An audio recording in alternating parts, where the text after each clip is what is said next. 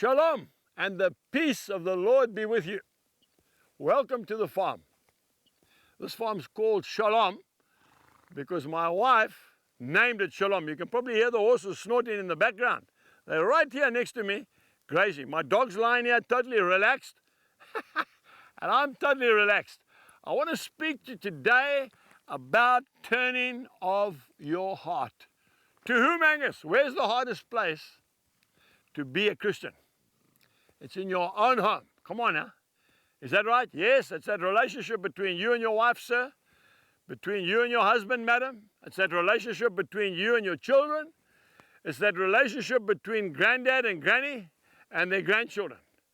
I know what it's like because people have come here and they've sat here in my office and they've spoken to me. A young man came here with his father and he was concerned about taking over the farm. And we spoke about it at length until right at the end. It all came out. The young man started to weep. He said, "Dad, why don't you spend more time with your grandchildren?" Well, I want to tell you, my dear friend, it was like an arrow went through my heart as well. I have 10 grandchildren. And I want to tell you that 9 of them live on this farm. And because of my schedule, sometimes I don't see them for a week or so. And I feel very bad about it. The other day, I caught my horse to go for a ride. I hadn't ridden him for weeks. And my 2 little grandsons came running out, "Hello, Kulu," which is the Zulu word for grandfather. And I had to wave to them because I had my horse and I had to ride him. I want to tell you, we need to get back to basics. If you look at the book of Malachi, chapter 4 and verse 6, it's the last verse in the Old Testament. And the Lord says that He will turn the hearts of the fathers to the children and the hearts of the children to their fathers. This is the time for reconciliation. The Lord talks about the spirit of Elijah.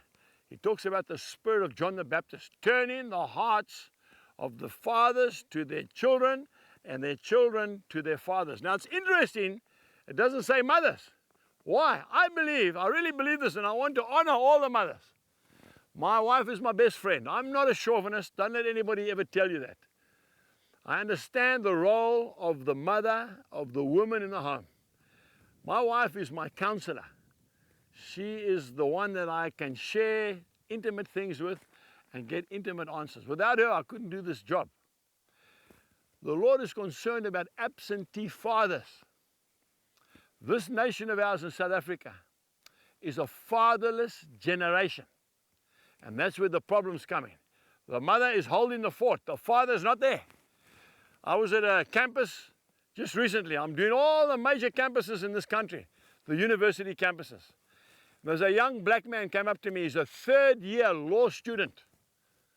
And he came up to me. He was very emotional. He says, "I want to speak to you, Uncle Angus." He says, "I'm studying law. My father is a lawyer in Zimbabwe.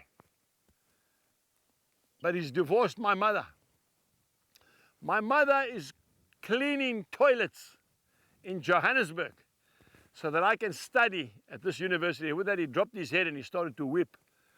And I said to him, "Son, don't be angry with your dad. Pray for your dad and finish your course because your mother is a wonderful woman. And then after that, if you want to preach the gospel, because he wants to be a preacher, he wants to pack up studying law." I said, "Finish your degree for the sake of your mom."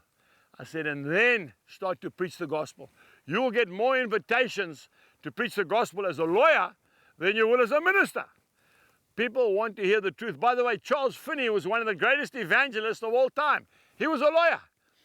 So this young man pulled himself together and he smiled and off he went. I want to say to you today, we need to honor each other. Children, respect your dad.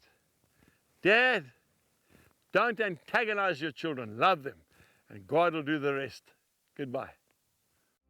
We trust that you have been blessed by today's message. For more information, please visit angusbuchan.com.